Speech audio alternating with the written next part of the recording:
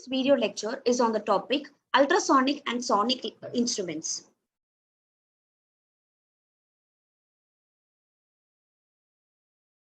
To begin with, technological advances and new designs of ultrasonic and sonic power scalers have transformed the role of power-driven oscillating instruments in periodontal therapy.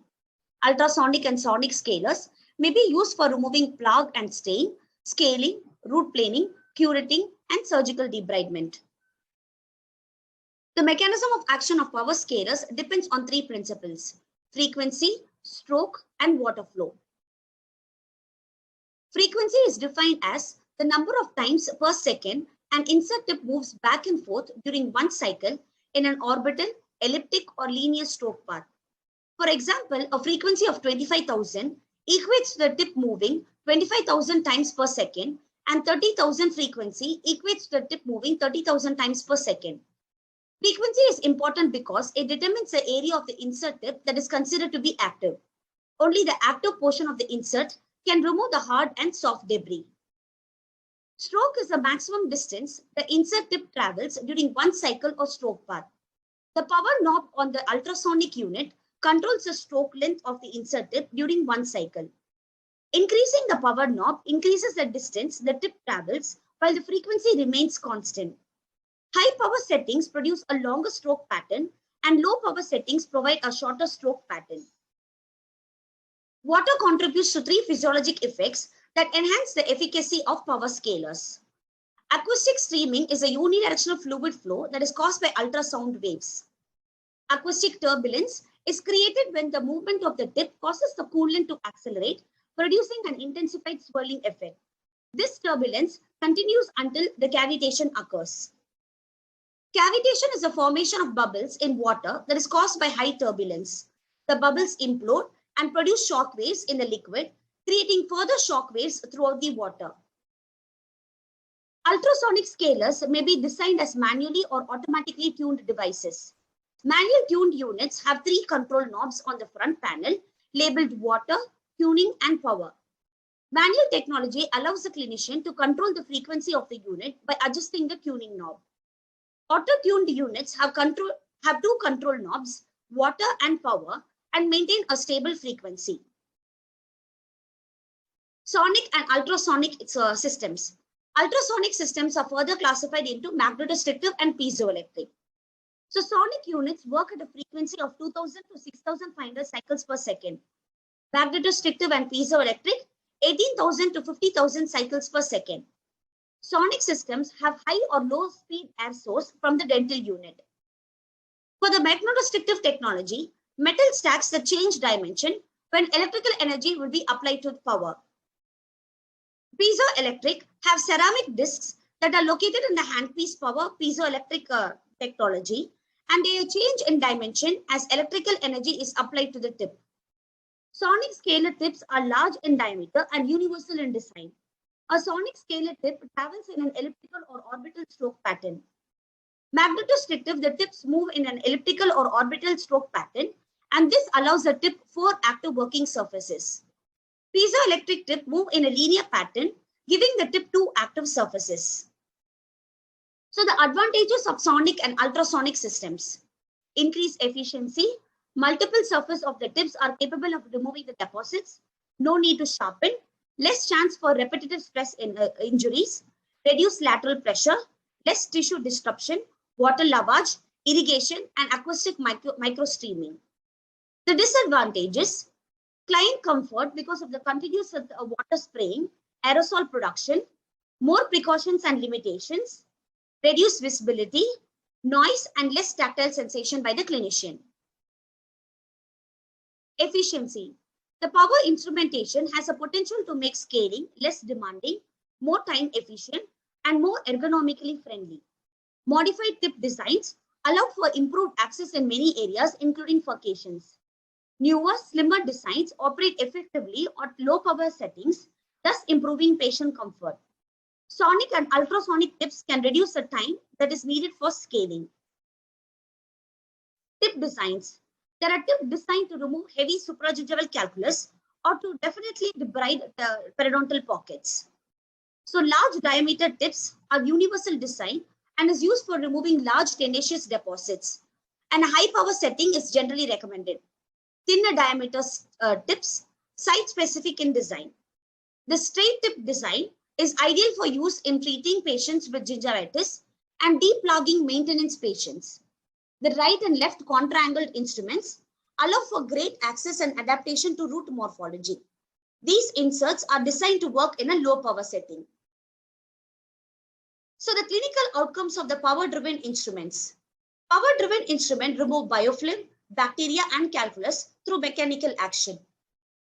With the advent of new designs and thinner tips, deplugging of root surfaces may be effectively accomplished by power scalers. Both sonic and ultrasonic instruments have been shown to be effective in removing calculus similar to hand instruments. Ultrasonic instruments through high-speed action produce a cavitational activity and acoustic microstreaming that some believe may help to enhance the destruction of the bacteria in subgingival biofilms. The primary expected clinical outcome from scaling and root planing are reduced probing pocket depth, a gain in the clinical attachment, and a reduced bleeding on probing.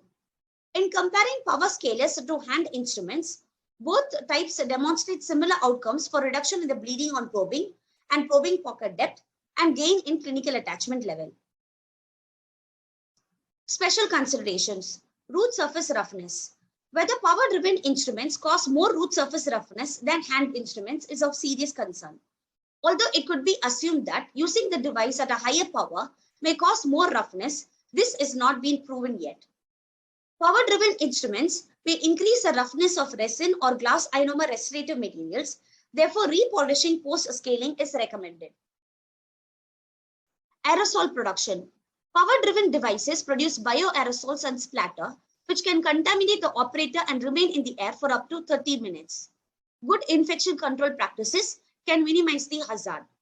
Data have shown that pre-procedural rinsing with 0.12% chlorhexidine and high-speed evacuation are the most efficient ways to reduce bioaerosols.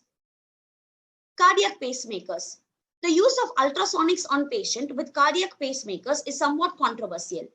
Newer models of pacemakers often have bipolar titanium insulation that is believed to make ultrasonic and sonic instruments generally safe for use. Indications for ultrasonic and sonic scaling and root planing. Supragingival debridement of dental calculus and extrinsic stains. Subgingival debridement of calculus, oral biofilm, root surface constituents and periodontal pathogens. Removal of orthodontic cement. Gingival and periodontal conditions and diseases. Surgical interventions. Margination that reduces the amalgam overhangings. Contraindications. Cardiovascular disease with secondary pulmonary disease. Chronic pulmonary diseases like asthma, emphysema, fibrosis, pneumonia. Swallowing difficulty, that is dysphagia. So what are the precautions that has to be taken? Unshielded pacemakers. Patients having infectious diseases like human immunodeficiency virus, hepatitis, tuberculosis in the active stages, and demineralized tooth surface. Exposed dentin, especially associated with sensitivity. Restorative materials, porcelain, amalgam, gold composite. Titanium implant abutments unless using a special insert. Children, especially children with primary teeth. Immunosuppression from disease or chemotherapy. Uncontrolled diabetes mellitus. The ultrasonic and sonic is used in the following manner. Thoroughly wipe the ultrasonic unit with a disinfectant. Use a sterile autoclavable ultrasonic handpiece or wipe the handpiece with a disinfectant. Flush the water lines and handpiece for 2 minutes to decrease the number of microorganisms in the lines. Use water line filters or sterile water whenever possible. Direct the patient to rinse for 1 minute with an antimicrobial oral rinse such as 0.12% chlorhexidine to reduce the contaminated aerosol. The clinician and the assistant should wear protective eyewear or face shields and masks. Use high-speed evacuation to minimize contaminated aerosol produced during instrumentation. Turn on the unit, select an insert tip, place it into the handpiece, and then adjust the water control knob to produce a light mist of water at the working tip. Adequate aspiration is necessary to remove the water as it accumulates in the mouth. The power settings should begin on low and we adjusted no higher than necessary to remove the calculus. Medium to higher power settings have been shown to cause damage to the roots when the tip is not parallel to the root surface. The instrument is grasped with a light to moderate pen or modified pen grasp, and a finger rest or extraoral fulcrum should be established to allow a light touch. Extraoral hand rest should be used for maxillary teeth. For the mandibular teeth, either intraoral or extraoral fulcrums can be used. Use short, light, vertical, horizontal, or oblique overlapping strokes. Keep the working tip adapted to the tooth surface as it passes over the deposit. The working end should be kept in constant motion, and the tip should be kept parallel to the tooth surface or at no more than a 15-degree angle to avoid etching or grooving on the tooth surface.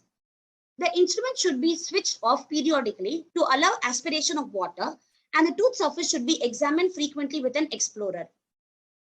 Evaluation of adequacy of scaling and root planing. Although smoothness is a criterion by which the scaling and root planing are immediately evaluated, the ultimate evaluation will be based on tissue response. Clinical evaluation of the soft tissue response to scaling and root planing include probing, which should not be conducted earlier than 2 weeks post-operatively. Reepithelialization of the wounds created during instrumentation take 1 to 2 weeks. Until then, gingival bleeding on probing can be expected even when calculus has been completely removed because the soft tissue wound is not epithelialized. If the tissue is healthy after an interval of 2 to 4 weeks or longer, no further root planing will be necessary.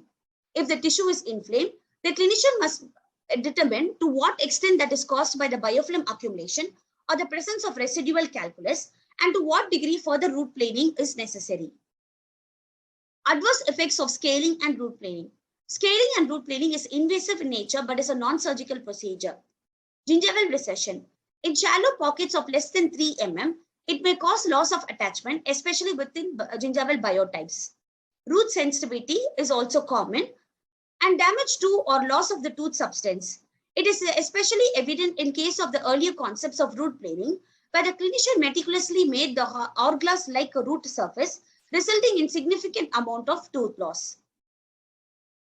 So to conclude, the mechanical debridement employing scaling and root planing down to the root of the affected teeth remains the gold standard initial treatment for periodontitis. Mechanical disruption and removal is the most important way of dealing with subgingival biofilms. Thank you.